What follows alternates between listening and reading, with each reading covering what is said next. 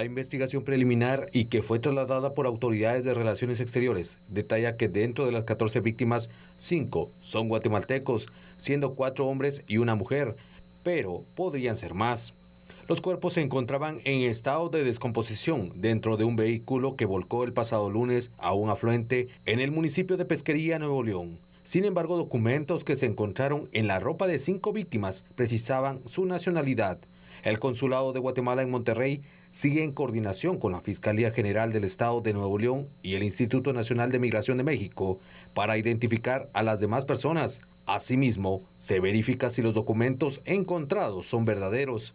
Medios mexicanos dieron a conocer de manera extraoficial los nombres que aún no han sido confirmados por autoridades nacionales. Estos corresponden a Germán Estuardo Martínez Chan, Domingo Ixcoy Itzep, Sender Marcelino Batén Argueta, Karina Lisbeth González Palacios y Leonel Argueta Pelicó.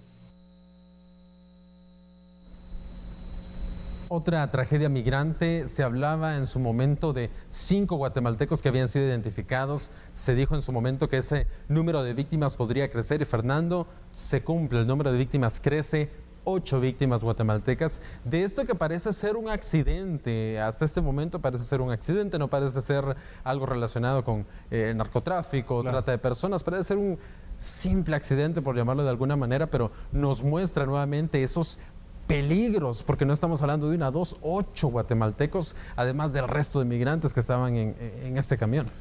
La hipótesis hasta el momento es justamente, ¿verdad? Como usted lo vio en pantalla, va el piloto. Normalmente, ¿qué es lo que sucede en esos territorios, verdad? Están los agentes de seguridad migratoria, tratan de evitarlos, se meten por un camino que no era el conocido por el piloto y eso pues pudo generar este accidente fatal en donde estamos literalmente llorando la pérdida de 8 guatemaltecos más que pierden la vida, que enlutan a no solo esas 8 familias, sino son círculos de amistades, círculos comunitarios y el flujo migratorio del que acabamos de hablar, que es un tema recurrente y va a ser parte de la estructura de vida que tiene el Estado de Guatemala. ¿Por qué, Andrés?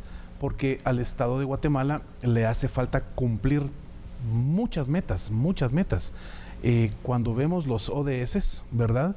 Simple y sencillamente analizar cada uno de ellos, nos damos cuenta que Guatemala va solo medio tratando de cumplir, ¿verdad?, los puntos de cada uno de ellos. Y los objetivos de desarrollo sostenible. Desarrollo sostenible, sí, perdón, claro, eso significan las siglas ODS. Y esos objetivos de desarrollo sostenible, que es una agenda que el Estado de Guatemala se ha comprometido, ha ratificado en cumplir, pues naturalmente conlleva muchos espacios. Pero tan solo hablemos de uno de ellos, el acceso al agua. La gente en las comunidades no tienen literalmente el acceso a agua potable. Entonces, esto contrae que las familias estén expuestas en un 100% a enfermedades diarreicas, que los niños mueren, las mamás mueren, los mismos hombres que están trabajando el campo mueren de una enfermedad estomacal que se los lleva en 3-4 días. El sistema de salud no alcanza para llegar a aquellas comunidades lejanas. Entonces, ¿qué sucede? Vemos lo que usted conoció en esta historia. Andrés, la gente busca mejores oportunidades. Cualquiera lo haría. Si analizamos qué pasa a nivel del continente africano, en donde hay un flujo migratorio entre países que pertenecen a este espacio territorial, también es lo mismo. Están buscando nuevas oportunidades. Si nos vamos a cualquier área del globo terráqueo, sucede lo mismo. Es un derecho humano de quien toma la decisión de salir de donde habita, porque busca mejores condiciones, no solo para él o para ella, sino que para su familia. Pero pareciera que en este tramo desde Guatemala a Estados Unidos, donde México es elemental para traspasarlo, está la muerte ahí en cada esquina y está lesionando la historia de nuestro país. ¿Cómo podemos evitar este tipo de accidentes o simplemente mientras exista migración irregular es inevitable que van a ocurrir este tipo de casos? A ver, yo pienso que sí puede ser un indicador que si se trabaja a conciencia y se generan las propuestas, como lo vimos en el primer bloque, en ese tipo de inversiones donde se abran fuentes de empleo, se mejore la calidad de vida. Andrés, que se cumpla con el objetivo más importante y elemental del Estado, que es alcanzar el bien común.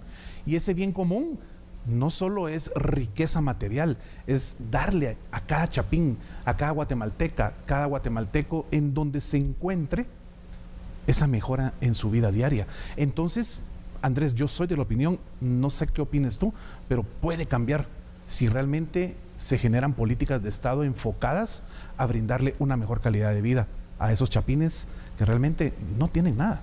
Y es que para alguien que vive acá en la capital o en una cabecera departamental, puede ser muy difícil pensar en una vida diaria sin agua potable, Claro. sin electricidad, con jornadas laborales muy fuertes y muy largas trabajando en la agricultura. Sin embargo, es la realidad que enfrentan miles de personas acá en Guatemala. Y entonces eso es lo que hay que entender para ver cómo, por qué, si a cada momento hablamos nosotros acá en las noticias de una nueva tragedia, murieron, el peligro, el narcotráfico, las pandillas, me están expulsando. Los campamentos migrantes, no sé si has visto las imágenes de los campamentos migrantes que se encuentran en la frontera, de todos esos migrantes que han expulsado de Estados Unidos y se quedan básicamente en el limbo. En el limbo, literalmente. Literalmente. Sí. ¿Por qué alguien tomaría la decisión de irse a pesar de todos estos riesgos? Nos estás dando esos indicios de por qué muchas personas lo toman día tras día, pero hay que hacer mucho énfasis en eso. Es un riesgo, es una travesía que da un riesgo. Andrés, aquí hay una circunstancia. El sector empresarial está dentro de sus posibilidades haciendo lo que puede para generar fuentes de empleo, ¿verdad? Eso es un hecho.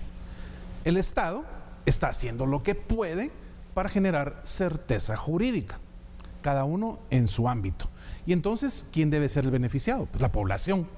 Pero si la población no percibe de un sector, que es el que genera empleo, el que genera la posibilidad de vivir bien, y el otro no le genera a ese empleador la certeza jurídica para que siga invirtiendo, para que traiga más recursos, para que traiga más representaciones. ¿Qué entendemos con certeza jurídica? Con certeza jurídica es esos lineamientos de cumplimiento de la ley, en donde se cumple el derecho laboral, el derecho de trabajo, se cumple a cabalidad el Código de Comercio, el respeto a todo el enjambre legal que existe para que funcione la empresa mercantil, que genere riqueza, que genere empleo, pero que también le pague el tributo correspondiente al Estado, porque hoy es obvio que hay un fuerte espacio del sector empresarial que no cumple con esa obligación tributaria. Entonces, ¿qué sucede? No puede haber una recaudación que permita al Estado generar políticas de bienestar común. Todo va amarrado, Andrés, y lo que necesitamos es literalmente en mucho que el guatemalteco entienda que necesitamos de esos liderazgos a todos niveles, desde la familia, desde qué le enseñamos a los hijos, desde explicarles, enseñarles, exigirles que sean educados, que le digan un buenos días, un buenas tardes, un muchas gracias, un con permiso, un por favor. Ahí estás haciendo Guatemala. Estás estructurando una nueva Guatemala y por supuesto esas generaciones venideras que sean las que puedan generar el cambio, porque los que ya tenemos cierta edad, que ya vamos para afuera, decimos ojalá que logremos ver algo de ese cambio, pero las nuevas generaciones son las que tienen la oportunidad de que estas trágicas noticias ya no se transmitan y ya no existan. Claro, la cooperación entre el Estado de Guatemala y el Estado de México también es muy importante. Veamos entonces estos datos sobre cómo la Cancillería guatemalteca ha informado a través del consulado en esa región que se está verificando con Migración y con RENAP que los documentos sean verídicos. Una tragedia que ocurrió en el municipio de Pesquería, en el estado de Nuevo León. Ya comenzó ese trámite de reconocimiento de las víctimas de origen guatemalteco, 8 hasta este momento. Además, el Consulado de Monterrey sigue en coordinación con la Fiscalía General del Estado y el Instituto Nacional de Migración de México para poder identificar a las demás personas, porque no solo son estas 8 personas fallecidas, hay más personas fallecidas y no se descarta que puedan existir más víctimas guatemaltecas. Esas buenas relaciones entre ambos estados son clave, porque en este caso el conductor de este vehículo al parecer se fugó. Entonces sí, tiene que existir esa cooperación, porque quiera que no, tiene que hacerse justicia, Fernando, porque este conductor estaba involucrado en alguna de estas redes de trata de personas. Claro, totalmente, es más que evidente. Aquí la relación entre estados óptima elemental hablar que si México y Guatemala no tuvieran ese tipo de relaciones positivas, ambas cancillerías, ambos ministerios de Relaciones Exteriores no haciendo lo que les compete, pues las circunstancias podrían ser peor. Sin embargo, estamos llorando y nuestras condolencias de parte de todo el equipo que conformamos TN23 para esas familias que hoy están llorando a sus seres queridos que lo que hicieron fue irse y buscar una mejor oportunidad para darles otro tipo de vida a su familia. Y mientras todo el esquema interno, tanto a nivel del Estado de Guatemala, el Estado mexicano, y que Estados Unidos pues no siga cambiando su estructura como lo ha hecho hasta ahorita, que estamos viendo pues una posibilidad de mejora en esas relaciones bilaterales Estados Unidos-Guatemala con estas inversiones, pues las cosas van a seguir igual. La gente lo que quiere es conseguir dinero para tener, aunque sea para frijoles y tortillas en su mesa, y es lo que estamos viendo. Muy interesante también cómo cambian las formas de migrar. Años atrás, lo recordarás muy bien, la principal noticia eran de fallecidos en la Bestia. Sí. Esa era la principal noticia, ¿no? Y a cada cierto tiempo se venía que tantos migrantes fallecieron, la bestia aquí, la bestia allá. Los grupos de pandillas que estaban ahí adentro, violando y asesinando, claro. Ese era el principal foco del mayor peligro en la migración. Ahora, conforme han pasado los años, vemos como la bestia ha dejado de ser el foco principal, ya no se utiliza tanto, se sigue utilizando, pero ya no es tanto. Ahora es más que todo estos camiones que son usualmente utilizados por la trata de personas. Ahora hablamos ya de no tanto de pandillas, sino del narcotráfico, que muchas veces es el narcotráfico el que controla todas esas rutas, el que controla esos camiones. Entonces es bien interesante ver cómo también la migración, conforme va pasando el tiempo, cambian las formas de migrar, pero no el peligro. El peligro permanece. Si pensábamos que íbamos a estar todos más seguros con esta nueva forma, por decirlo así, no es así. Totalmente. La intención y la gana de las personas, sea Honduras, El Salvador o Guatemala, de migrar, continúa, es un hecho, y entonces lo que se necesita es que la política interna del Estado pueda enfocarse a decirle a esa persona, mire, quédese, no se vaya, porque de verdad aquí tenemos nuevas oportunidades, hay nuevas inversiones y usted puede ser parte de ese recurso humano que tomemos para mano de obra y que usted se gane ese dinerito que tanto le va a servir para llevarle a su familia lo que necesitan.